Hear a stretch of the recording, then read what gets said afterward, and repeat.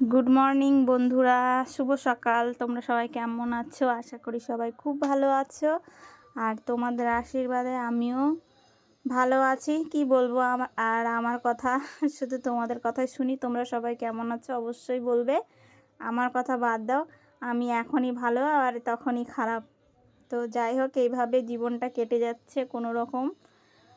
তো দেখো, সকাল সকাল ঘুম থেকে আজকে অনেকটা দেরি হয়ে গেছে উঠতে। এই যে বললাম, কোনো দিন তাড়াতাড়ি ঘুম ভাঙে, শরীরটা ভালো লাগে তখন উঠে যায় তাড়াতাড়ি, আবার কোনো দিন দেরি হয়ে যায়। তো আজকে একটু দেরি হয়ে গেছে উঠতে। আর আমার ছেলেকে বললাম যে একটু ক্যামেরাটা ধরে দিতে। তো দেখো, মাথাটা ঘুষেছি, আজকে স্নান করেছি।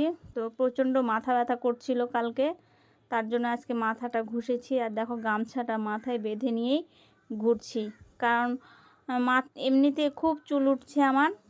জানি না কেন, সবারই অনেকেরই শুনছি চুল ওঠার মানে সমস্যাটা। তো আমারও এই সমস্যাটা খুব হচ্ছে, চুল উঠছে খুব। তো তার জন্য গামছাটা বেঁধে রেখেছি, যেহেতু মাথা ঘুষেছি।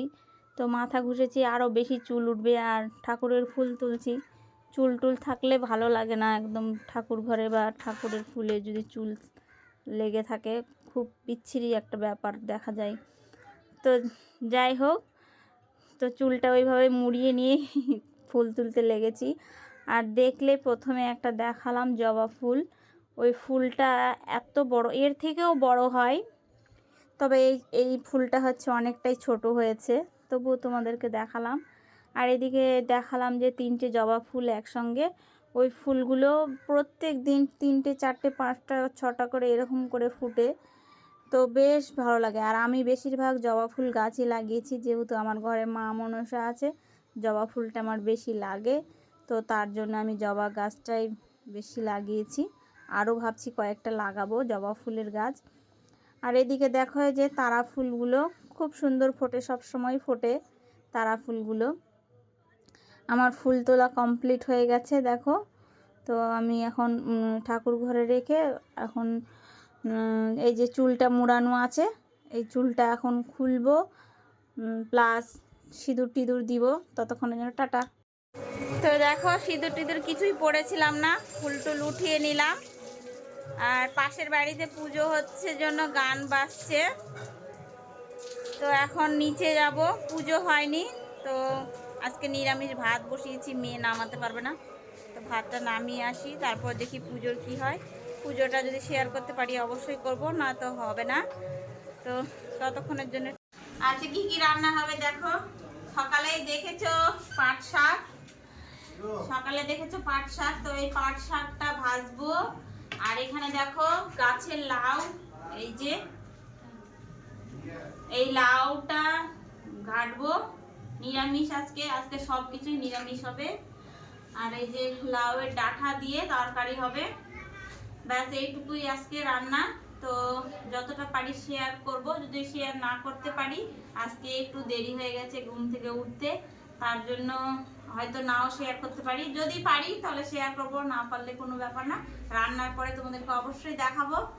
তো চলো রান্নাটা করে নিই। তো দেখো, মানে কি বলবো, মাথা টাথা হাঁচতে সিঁদুর টিঁদুর পড়লাম শুনলেই। তো চলে এলাম নিচে, এসে রান্নার দিকটা একটু দেখছি, কারণ আজকে হচ্ছে শনিবার, নিরামিষ আজকে। তো তার জন্য, তার মধ্যে আজকে হচ্ছে হনুমান জয়ন্তী। তো বাড়িতে যেহেতু বজরংবলী আছে, তো তার তো একটু পুজো করতেই হবে, ঘরের পুজো। তো সেই জন্য তোমাদের দাদাভাই গেছে বাজার করতে। তো ততক্ষণ আমি ভাবলাম যে যতটুকু হয় রান্না ততটুকু করি। তো তার জন্য দেখো ভাতটা নামিয়ে নিয়েছি। আর এদিকে লঙ্কা ভাজছি, লঙ্কা ভেজে শাকগুলো দিয়ে দিলাম দেখো। আর অনেকগুলো শাক হয়েছে, তো আমি এক হাতে ক্যামেরা ধরে শাকগুলো দিতে পারছি না, তাই অল্প একটু তোমাদেরকে দেখালাম। আর পুরো শাকটা দেখো দিয়েছি, কড়াই ভরে গেছে। কতগুলো শাক, 3 আটি শাক ছিল, সবগুলোই দিয়েছি। সবগুলো ভেজে নেব। তো জানি না এই ভিডিওটা কেন এরকম হয়েছে, বুঝতে পারছি না। এক হাতে ক্যামেরা ধরে ভিডিও করা খুব প্রবলেম হয়ে যায়। আর দেখো, হলুদ লবণও আমি দিয়ে দিচ্ছি, দিয়ে ভালো করে নেড়ে চেড়ে আমি ঢাকা দিয়ে দেব শাকগুলো দেখো। আর তোমরা কে কীভাবে পাট শাক করো অবশ্যই বলবে। আর এই পাট শাকের মধ্যে পেঁয়াজ কুচি দিলে কি না আরও বেশি টেস্ট হয়। তো যেহেতু আজকে নিরামিষ সেই জন্য পেঁয়াজ কুচি দেবো না, তো অতটা টেস্ট হবে না, তবে ভালো লাগে শাক খেতে। পাট শাকটা খেতে আমার ভীষণ ভালো লাগে, খুব প্রিয় একটা শাক আমার, খুব ভালো লাগে পাট শাকটা খেতে আমার। তো দেখো এই যে আমি এখন ঢাকা দিয়ে দিলাম, তারপরে দেখব যে কেমন হয়েছে। এই যে দেখো কতটুকু হয়ে গেল। তো দেখো এক কড়াই শাক ছিল, মাঝখানে একজন এসেছিলো, তো আবার ভয়েসটা ছাড়তে হয়েছিল, আবার ভয়েস প্রথম থেকে দিচ্ছি। জানোই তো আমার ব্যাপারগুলো, অনেক সময় দোকানের লোক আসে তখন ভয়েসটা ছাড়তে হয়, আবার ভয়েস দিতে হয়, এরকম করেই কেটে যাচ্ছে। আর কি বলবো, এক কড়াই শাক মনে হচ্ছে ভাজতে ভাজতে খেয়ে নিয়েছি অর্ধেক, আর অর্ধেক হয়ে গেছে। তো দেখো আজকে আমার মায়ের মতো করে শাকটা করলাম। আমার মা এরকম করে শাক ভাজে, তো দারুণ টেস্ট হয়। তো কিন্তু আমি শাকটা খেলাম রান্নার পরে, অতটা টেস্ট হয়নি যতটা আমার মা ভাজলে টেস্ট হয়। আসলে বলে না, মায়ের হাতের রান্নার স্বাদই আলাদা, এটাই হচ্ছে সব থেকে মানে বড় কথা। নিজের যতই স্বাদ হোক, কিন্তু মায়ের হাতের মতো স্বাদ হয় না। আমার মা এরকম করে রান্না করে শাক, মানে পাট শাকটা ভেজে তারপরে এই যে ভাজা লঙ্কা গুঁড়ো করে দেয়। প্রথমে দেখলে আমি ভাজা লঙ্কা গুঁড়ো করেছি। তো যাই হোক, মায়ের হাতের রান্নার স্বাদই আলাদা। আর দেখো শাকটা কোনো রকম নামিয়ে তোমাদের দাদাভাই বলছে তাড়াহুড়ো করছে, তাড়াতাড়ি আসো তাড়াতাড়ি আসো, পুজোটা সারতে হবে আগে। তো চলে এলাম ঠাকুর ঘরে। আর এই যে দেখালাম, এটা হচ্ছে বাবা বজরংবলীর মালা। তো মালাটা গাঁথছি আমি, তোমাদের দাদাভাই গাঁথছিল, তো ঠিকঠাক করতে পারছিল না, তার জন্য আমি মালাটা গাঁথছিলাম। তো তোমাদেরকে দেখালাম কেমন হয়েছে মালাটা, অবশ্যই বলবে। আর এখানে দেখো গোপুসোনাকে সাজিয়ে গুছিয়ে বসিয়ে দিয়েছি। আর আমার ছেলে ওই যে বজরংবলীর গদাটা ভালো করে পরিষ্কার করে বসিয়ে দিয়েছে। আর আমার গোপুসোনাকে কেমন লাগছে অবশ্যই বলবে। সাজিয়ে গুছিয়ে বসিয়ে দিয়েছি, দেখো দোলনাতে চুপচাপ বসে আছে আমার গোপুসোনাটা। সেই হাসি আমার বাবার, মন ভরে হাসছে।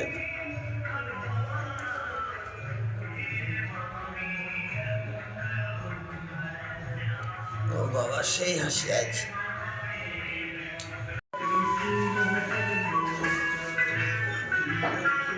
মায়ের জোগাড় চলছে, মায়ের সেবা দেওয়ার জন্য। এই যে আমার মা কচু পাতা রেডি করে গেছে মায়ের সেবা দেওয়ার জন্য। এই যে আমার মা মঙ্গলচণ্ডী, এই যে আমার মা লক্ষ্মী।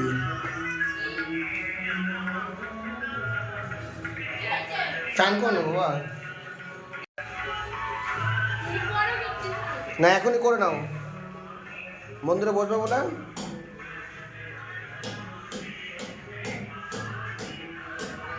বাবা বসে দেখানো হচ্ছে এখন।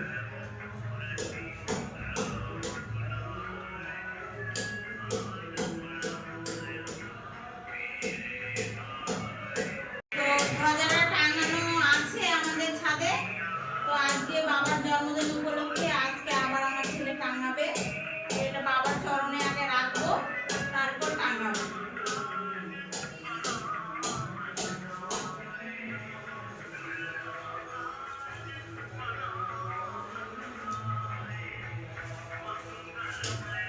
আমাদের ছোট্ট আয়োজন।